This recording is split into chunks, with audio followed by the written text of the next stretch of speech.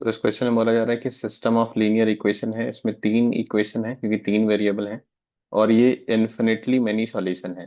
तो infinitely many solution के conditions क्या क्या होते हैं? अगर आप क्रैमर्स रूल से जाएंगे तो delta equal to zero and delta one delta two delta three ये तीनों जीरो होने चाहिए।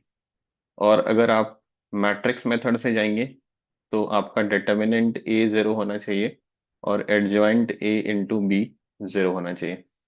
दोनों में से कोई सा भी मेथड फॉलो कर सकते हैं। मैं एक और मेथड आपको बताता हूँ जिसमें आप ऑब्जर्वेशन से कर सकते हैं। Observation is simple if it is clicking to you, otherwise click नहीं कर रहा है तो डिफिकल्ट है।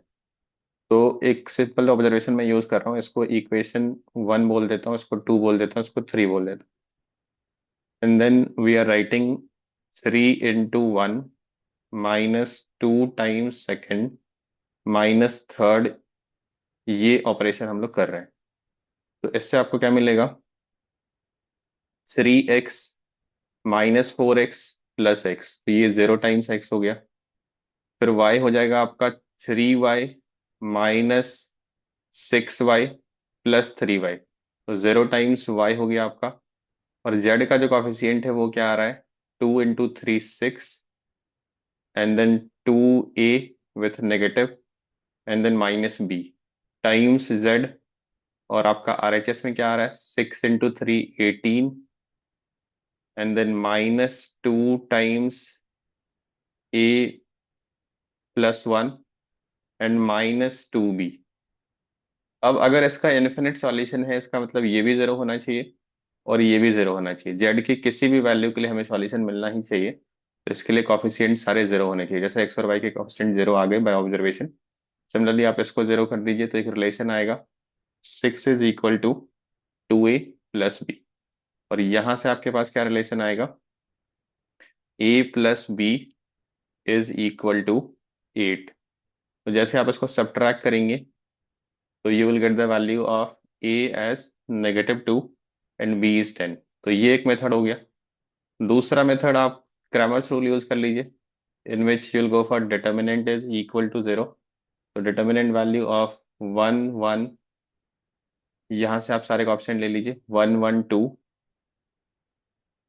देन इस सेकेंड इक्वेशन में आपके ऑप्शन क्या है? टू थ्री ए, तो टू थ्री ए ले लीजिए।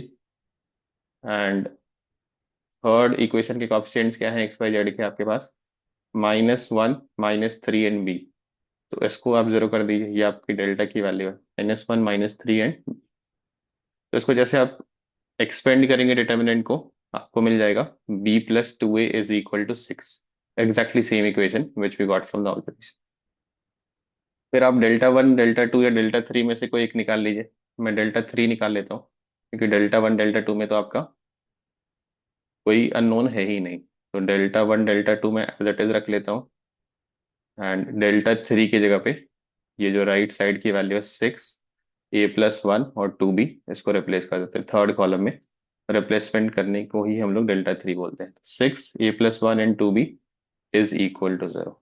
इसको जब आप एक्सपेंड करेंगे तो आपके पास अगेन सेम इक्वेशन आएगी, a plus b is equal to eight. तो ए की value negative two and b की वैल्यू टेन। अब देखते हैं हमें फाइंड आउट क्या करना है। तो we need the value of seven a plus three b. What is value of seven a plus three b? Negative fourteen plus thirty which is sixteen. Let's check what is the answer given. Sixteen ही आपका answer given है।